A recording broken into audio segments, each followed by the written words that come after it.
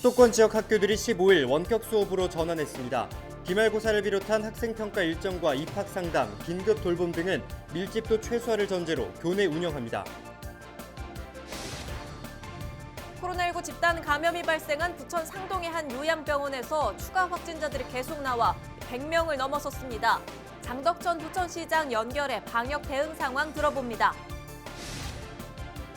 수도권 코로나19 확진세가 꺾이지 않고 있는 가운데 인천과 부천, 김포 지역 확산세도 멈추지 않고 있습니다. 중증 환자 병상 부족 때문에 지역사회의 걱정이 늘고 있습니다. 국제올림픽위원회 IOC가 최근 브레이킹을 파리올림픽 정식 종목으로 채택했습니다.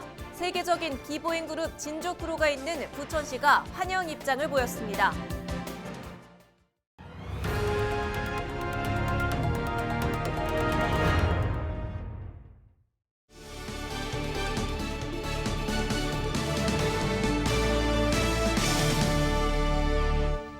여러분 안녕하십니까? 헬로티비 경인뉴스입니다. 사회적 거리두기 2.5단계 조치에도 코로나19 확산세가 잡히지 않고 있습니다. 서울에 이어 인천과 경기에서도 15일부터 모든 학교가 원격 수업에 들어갑니다. 다만 원격 수업 기간이라도 학생 평가와 긴급 돌봄 등은 방역 수칙에 따라 이루어집니다. 김진재 기자입니다. 인천 부평구의 한 초등학교. 평일이지만 학교 정문은 닫혀 있습니다. 지난 12일 하루 신규 확진자가 1,000명 넘게 발생하는 등 코로나19 확진자가 급증하자 15일부터 인천 지역 모든 학교가 원격 수업으로 전환한 겁니다. 인천시 교육청은 별도 안내시까지 원격 수업을 유지한다고 밝혔습니다. 경기도 교육청 역시 15일부터 오는 12월 31일까지 유치원과 특수학교를 비롯한 모든 학교를 원격 수업으로 전환했습니다. 서울에 이어 인천과 경기도까지 수도권 모든 학교에서 대면 수업이 금지된 겁니다. 혹여나 자녀들이 코로나19에 감염될까 불안해하던 학부모들은 이번 원격 수업 조치에 다행이라는 반응입니다. 좀 확진자가 계속 꾸준히 늘고 있어서 다행이라고 생각을 해요. 학교를 다닌다고 해도 엄청 많이 불안할 것 같은데 차라리 집에 있는 게 나을 것 같아요. 원격 수업으로 전환되더라도 기말고사를 비롯한 학생 평가 일정과 입학 상담, 긴급 돌봄 등은 밀집도를 최소화해 이루어집니다. 학생 평가는 학교장 재량에 따라 밀집도를 전체 학생의 3분의 1 이하로 낮춰 진행되고 긴급 돌봄은 교실당 인원이 10명 내외로 제한됩니다. 다만 인천시 교육청은 특수학교에 대해 시차 등교를 통한 학생 2명당 교직원 1명의 교육활동을 허용했습니다. 원격 수업 기간 중에도 긴급 돌봄 학생들을 위한 학교 급식은 유지됩니다. 원격 수업 상황이라도 학교에서는 학년 말 학생평가 및 성적 처리, 학교 생활기록부 기록 등의 객관성과 공정성 확보 및 내실 있는 마무리에 유의하고자 하고요. 졸업식은 현재 상황이 개선되지 않을 때 학교에서 비대면 방식으로 할 예정입니다. 개학 연기와 원격 수업 등 비대면으로 시작한 올해 학사 일정은 2학기에도 원격 수업으로 마무리될 전망입니다. 헬로티비 뉴스 김진재입니다.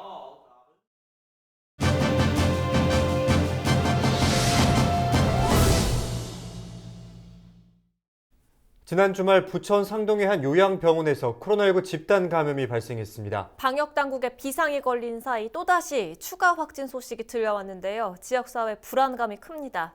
장덕천 부천시장과 전화 연결돼 있습니다. 시장님, 반갑습니다. 상황이 지금 참 좋지가 않습니다. 부천 상동 요양병원을 중심으로 한 코로나19 감염 벌써 100명을 넘어섰는데요. 지금 추가 감염도 잇따르고 있습니다. 여기서 지금 확진자가 더 추가될 가능성 어떻게 보십니까? 아마 일부 좀 추가될 가능성은 있고요. 지금 저희가 처음 확진자가 나온 뒤부터 3일 간격으로 좀 전수 검사를 하고 있는데요. 요번에 또 확진자 나온 건 아마 잠복기에 계셨던 분들이 처음에 음성 판정 받았다가 요번에 양성을 또 받으셨던 것 같고요. 또 이제 이틀 후에 또 전수 검사를 하게 되는데 일부 아마 지금 기존처럼 많지는 않겠지만 일부에서 추가 발생할 가능성은 있습니다. 이번에 집단 발병을 한 곳이 요양병원입니다. 확진자 대부분이 고령이라서 더 위험할 수가 있고요. 확진자 가운데 중증이거나 상태가 좋지 않게, 그러니까 급격하게 나빠질 가능성이 있는 그런 환자가 있을 수도 있는데 우려되는 상황은 없을까요? 대부분의 그 요양병원에 입원하신 분들이 특히 와상 누워 계신 분들이고 뭐 중증인 분들도 꽤 계셔서 뭐 이렇게 상황이 이렇게 썩 좋은 건 아니고요.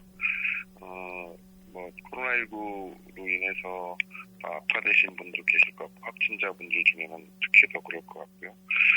그래서 지금 치료도 같이 다 병행을 하고 있어서 뭐 그런 데 대한 대비는 조금씩 하고 있습니다. 네, 뭐 물론 우리 지역만의 문제는 아닙니다. 지금 뭐 전국적으로 코로나19 감염 추이가 참 심각한데 우리 지역 방역 뭐 어떻게 관리가 되고 있습니까? 정부하고 발 맞춰서 현재는 모든 사람 누구나 선별진료에서 검사받을 수 있도록 뭐 증상이 있건 없건 원하는 사람 누구나 지금 다 검사받을 수 있도록 검사자를 확대했고요. 그다음에 역학조사 관련해서 저희 뭐 최근에 확진자들이 많이 나와서 지금까지는 뭐 큰 문제는 없었습니다만 하루 안에 접촉자들을 전부 선별해내고 있는데 뭐 추가 발생 가능성 대비해서 역학조사 인력도 좀 보충을 했고요. 뭐 보건소나 기타 지원 부서들까지 과거보다는 더 많은 노력들을 기울이고 있습니다. 네, 시민들의 걱정이 많습니다. 중앙방역당국에서는 조심스럽게 거리두기 3단계 격상 검토도 하고 있는데요. 물론 아직까지 확정은 아니지만 여기에서 상황이 더 나빠지게 된다면 이제는 충분히 현실이 될 수도 있을 것 같습니다. 시장께서 끝으로 시민분들께 한 말씀 해주시죠. 급격하게 이제 겨울 들어서면서 확진자가 급증하고 있는데요. 방역당국에서도 이제 부족한 부분 병상 확보라든가 이런 거를 좀 발빠르게 좀 움직이고 있고요. 지금 조금 전에 말씀드린 것처럼 여러 노력들을 기울이고 있으니까 뭐 다른 한 축은 역시 시민들입니다. 시민들께서 적극적으로 좀 협조가 절실히 필요한 상황이고요. 모든 개인적인 약속은 취소해 주시고 또 만남도 자제해 주셨으면 좋겠습니다. 그리고 가장 또 중요한 것 중에 하나가 환기, 겨울에 환기가 잘 안 돼서 감염이 집단 감염들이 많이 일어나고 있는데요. 환기도 꼭 시켜주시고 방역 수칙도 준수해 주십시오. 네, 말씀하신 대로 시민분들의 적극적인 협조가 절실한 시기인 것 같습니다. 오늘 말씀 고맙습니다. 지금까지 장덕천 부천시장이었습니다.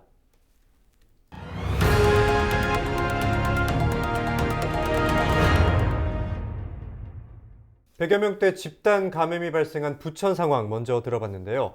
위험하지 않은 곳이 없습니다. 지역 코로나19 상황 취재기자와 함께 짚어보겠습니다. 이정하 기자가 스튜디오에 나와 있습니다. 이 기자, 지금 앞서서 장덕천 부천시장과 또 이야기를 나눠봤는데 지금 부천 요양병원으로 중심으로 한 확산세가 무섭습니다. 부천 또 김포, 인천 지역 감염 상황 좀 짚어볼까요? 네, 앞서 집단 감염이 발생했던 부천 효플러스 요양병원에서 최근에 또다시 확진자가 발생했습니다. 네. 부천시는 15일 오후 기준으로 효플러스 요양병원에서 추가 확진자 45명이 더 발생을 했다고 밝혔습니다. 이 요양병원에서는 지난 11일 요양보호사 6명이 처음 양성 판정을 받은 이후에 현재까지 관련 확진자가 100여 명을 넘어선 상황입니다. 방역당국은 병원에 대한 동일 집단 격리를 유지하는 한편 추가 확진자에 대한 역학조사 진행하고 있습니다. 네. 추가 확진자가 더 발생할 가능성이 있기 때문에 현재로서는 긴장의 끈을 좀 놓을 수가 없는 상황이고요. 김포 역시 지역 곳곳에서 이 산발적인 지역 감염이 잇따르고 있는 가운데 강원도 평창의 한 스키장에서 아르바이트를 하던 김포 거주의 20대 남성이 스키장에 설치된 선별진료소에서 검사를 한 뒤 확진 판정을 받았습니다. 인천 역시 상황이 좋지 않은데요. 15일 기준으로 부평구 소속 공무원 1명이 추가로 확진 판정을 받았고요. 이 공무원은 동료 직원들이 잇따라 확진이 되면서 검사를 받았는데 이 자가격리 도중에 받은 두 번째 검사에서 양성 판정이 나온 겁니다. 네. 또 경기도 광주시 수도권 1 생활진료센터에서 이 파견 근무를 나가 있던 인천시 소속 공무원 2명도 2주간의 파견 근무를 마치고 이제 복귀를 하기 직전에 받는 검사에서 확진 사실을 알게 됐다고 합니다. 또 이 밖에도 한국GM 부평 1공장에서도 협력업체 직원이 확진돼 공장이 임시 폐쇄가 되기도 했습니다. 네, 참 말 그대로 코로나19 비상 상황입니다. 어디가 위험하다고 할 것도 없이 전국적으로 확진자가 폭증하고 있는 그런 상황인데 인천에서는 15일부터 임시 선별진료소 운영에 나섰다고요? 네, 인천에서 빠르게 코로나19 검사를 받을 수 있는 선별진료소, 임시선별진료소 10곳이 이제 15일부터 운영에 나섰는데요. 예. 인천시는 부평역과 작전역 등 이 시민의 이동이 많은 지하철역과 공원에서 이제 임시선별진료소를 설치를 했거나 앞으로 또 설치를 할 예정입니다. 순차적으로 좀 열리고 있는 상황인데 그동안 코로나19 검사와 좀 다른 점을 보면은 증상이나 확진자와 접촉을 하는 등의 이 역학 관련성이 없더라도 이제 본인이 검사를 받고 싶으면 가서 검사를 받을 수 있는 거예요. 그래서 임시선별진료소는 다음 달 3일까지 이 휴일 구분 없이 오전 9시부터 오후 6시까지 운영이 됩니다. 경기도도 마찬가지로 운영을 시작했는데요. 부천 종합운동장 부설 주차장에서 15일부터 운영을 시작했고요. 소사보건소와 또 오정보건소 주차장에서도 오는 17일부터 검사가 시작이 됩니다. 네. 김포 역시 김포 공설운동장에서 16일부터 임시선별진료소를 이용할 수 있습니다. 지금 이 확진자가 이렇게 늘어나게 되면 병상 부족에 대한 우려가 또 따라올 수밖에 그렇죠. 없는데 인천 중증 환자 병상이 부족하다는 사실 저희가 보도를 통해서 전해드린 바 있습니다. 지금 상황 뭐 어떻습니까? 우려할 만합니까? 네, 현재 인천에는 이 중증 환자를 위한 전담 병상이 25개 병상이 있습니다. 원래 23개에서 이제 병상을 좀 늘려서 25개 병상이 됐는데 15일 기준으로 이 25개 병상 모두 찼습니다. 네. 일반 병상은 14일보다 소폭 낮아졌는데요. 144개 병상 가운데 195개 병상이 사용 중으로 이 가동률은 43.9%입니다. 생활진료센터의 가동률 역시 66%고요. 이 절반 이상이 지금 찬 상황입니다. 이에 대해서 박남춘 인천시장은 중증 환자 전담 치료 병상을 현재 43개까지 늘리려고 하고요. 네. 또 감염병 전담 병상이죠. 그러니까 일반 병상은 530개, 그리고 생활치료센터 역시 530개까지 200개를 더 설치하겠다고 밝혔습니다. 네, 거리두기 3단계 격상 가능성과 또 필요성이 꾸준하게 제기돼 오고 있는 상황인데요. 네. 지금으로서는 아직 단계가 상향될 가능성은 좀 있는 겁니까? 어떻게 보십니까? 네, 보통 일주일 평균의 확진자가 800명에서 1000명 이상이거나 2.5단계를 유지하면서 더블링 같이 급격한 환자 증가가 있을 때 거리두기 단계를 격상을 하게 되는데요. 이 3단계로 격상을 할 경우에는 아시다시피 지금과는 매우 다른 양상으로 진행이 되게 됩니다. 예. 일상생활이 사실상 모두 멈추는 조치이기 때문에 자영업자나 소상공인의 피해도 막대하고요. 또 섣불리 결단을 내리기가 쉬운 상황이 아닙니다. 그렇기 때문에 현재는 기본 방역 수칙을 최대한 지키면서 이제 정부도 지켜보고 있는 상황인데 이 엄중한 상황인 만큼 정부 역시 3단계 격상 여부를 두고 다각도로 검토 중이라고 밝혔습니다. 네, 계속해서 추가 확진 소식이 나오는 대로 다시 전해드리겠습니다. 지금까지 이정화 기자와 함께했습니다.